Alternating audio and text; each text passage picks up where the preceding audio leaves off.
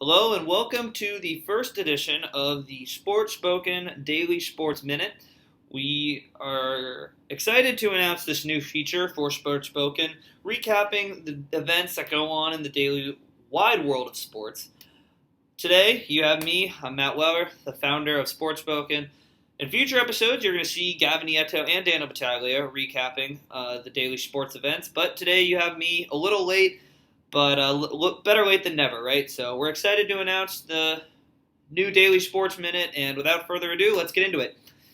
Today, Monday, the Dodgers and the Cardinals played Game 3 of the National League Division Series, and the Cardinals, thanks to home runs from Matt Carpenter and the two-run game-winning home run in the 7th inning by Kolten Wong, won the game 3-1, taking a 2-1 series lead over the Dodgers in a pivotal Game 3. So the Cardinals now have a 2-1 series lead, and the Dodgers are going to have to win the next two games to have any chance to advance the National League Division Series. The good news is they're going to have Clayton Kershaw going in Game 4, easily the best pitcher in baseball, and had one of the best seasons any pitcher's had in baseball history. Kershaw with an ERA sub-2, a whip under 1. He's as good as it gets in baseball, but he really struggled in his first game against the Cardinals. If the Dodgers are going to have any chance to advance to the National League Championship Series, he's going to need to come out and look like Clayton Kershaw of the regular season and not how he's looked against the Cardinals in the past two postseasons.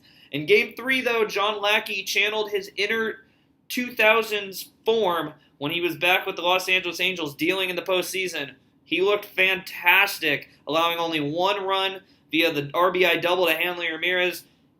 He put the Cardinals in position to win. Kolten Wong's home run made sure they did that. It's a big win for the Cardinals, but they're going to have to beat either Kershaw or Greinke. Right now, I would still be pretty confident about the Dodgers. With Kershaw and Greinke going, it's going to be tough for the Cardinals to beat either one of them. That said, they only need to beat one. If smart money is on the Cardinals. Monday Night Football. Wow, we had a close game in prime time.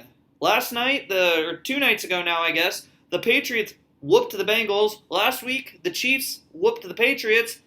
It seems like every NFL game in prime time has been a blowout, but that changed tonight. The Seattle Seahawks came out with a closer than the score says victory over the Washington Redskins. Russell Wilson, the story for Seattle, I should say, 18-24, 201 yards and 2 touchdowns, including one to Marshawn Lynch, who scored for the 8th straight game.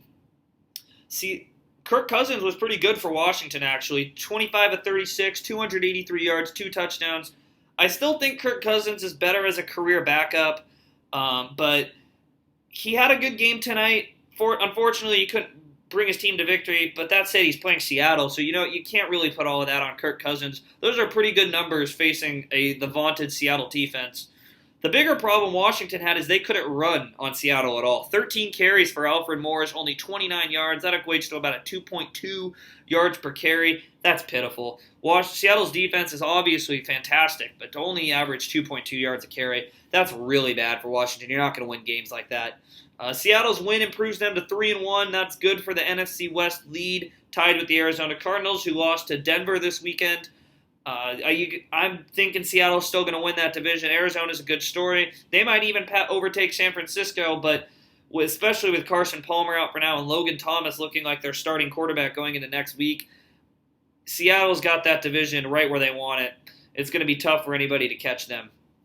Moving on, speaking of the San Francisco 49ers, Jim Harbaugh, I should say, was reported. He was mentioned in a report by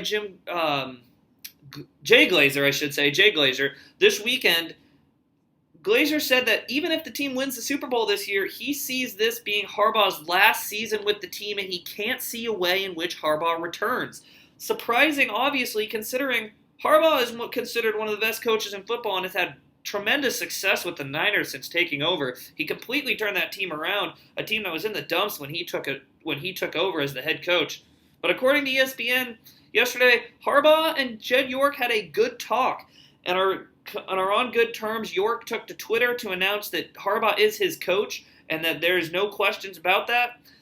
That said, it's not the first time owners have given a vote of confidence to a coach and then fired them or gotten rid of them. Harbaugh is a passionate guy, rubs some people the wrong way. Wouldn't surprise me if he could be on his way out. But what would his value be? You've seen coaches traded for first-round picks in the past. I don't think that's the situation here. The Browns nearly got him last offseason for 2 third-round picks. That's what I would look for about the value. Maybe a second or 2 third-round picks. And I could see teams like if Rex Ryan goes out with the Jets, that would be a bold move that the Jets love to make. The Oakland Raiders could make a move for John Harbaugh, offering a second or a couple third-round picks. I could see that happening. But at the end of the day, I tend to doubt that Harbaugh moves, especially with the success he's had in San Francisco. I'm going to bet that he stays with the 49ers for the near and long-term future. Moving on to the NHL, 2 teams named captains today. The New York Rangers named USA defenseman Ryan McDonagh as their team captain, replacing Ryan Callahan last season, who was traded to the Tampa Bay Lightning.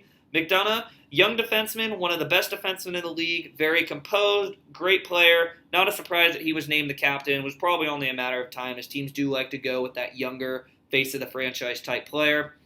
The Panthers went a little bit off the board. They went with veteran defenseman who they actually acquired this offseason, Willie Mitchell. Mitchell served as the captain when the Minnesota Wild were rotating captains back in 2006. And he was also an alternate captain of the Vancouver Canucks in his time there.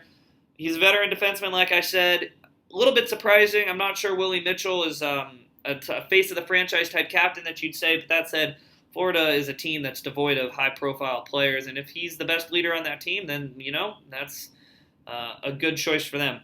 That leaves 3 NHL teams without a captain. The Blue Jackets, who didn't have a captain last season, actually, will probably enter this season without one as well. They have Jared Boll, James Wisniewski, Mark Letestu, and Brandon Dubinsky serving as alternate captains right now on a rotating basis.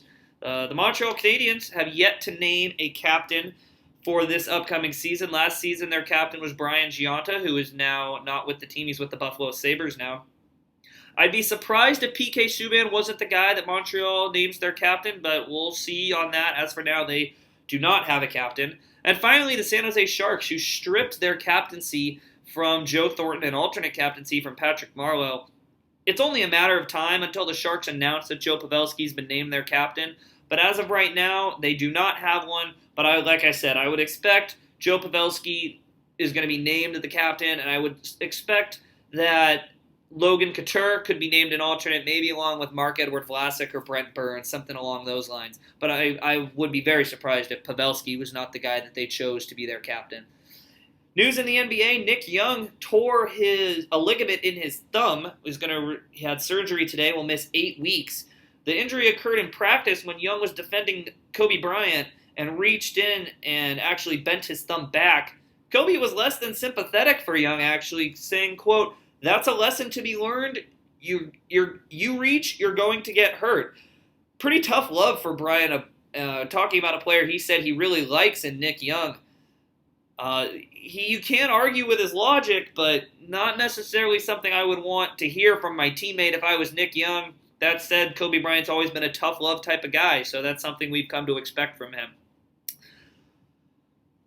Other news in the NBA, tonight in a matchup between the Washington Wizards and Chicago Bulls in a preseason contest, Paul Pierce and Joakim Noah got in a little bit of a skirmish, I guess you could say. Not really a fight, but it is something that happened in a game tonight between the two teams. Not really surprising. Pierce and Noah are two of the most intense players in the league, so not necessarily something that should surprise anybody, but noteworthy for sure. We could definitely see fines handed down by the commissioner Adam Silver for the players' actions.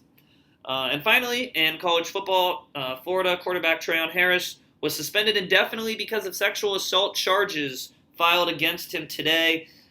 He had replaced Jeff Driscoll as starting quarterback last week and led the team to their 10th straight victory over the University of Tennessee. Good for Florida, I guess. Suspending him after the sexual assault charges, the NFL's had such an issue with this lately. I guess it's a good thing that they were quick to suspend him, but it's sad to hear just another instance of sexual assault in National Football League. It's definitely something that's very disappointing. But Treon Harris, who has shown a lot of potential as a young quarterback for the Florida Gators, he will now be suspended indefinitely pending the trial his case, I should say, that was revealed on Monday. That'll do it for today's Sportspoken Daily Recap. Thank you for listening. If you have any recommendations, comments, suggestions about the Sports Minute, please feel free to comment or email us. My email is in the comments. And don't forget to check out tomorrow's edition of the NHL season previews. We'll be releasing the Central season preview, and check out www.sportspoken.com for more of your sports info. Thank you for watching, and have a great day.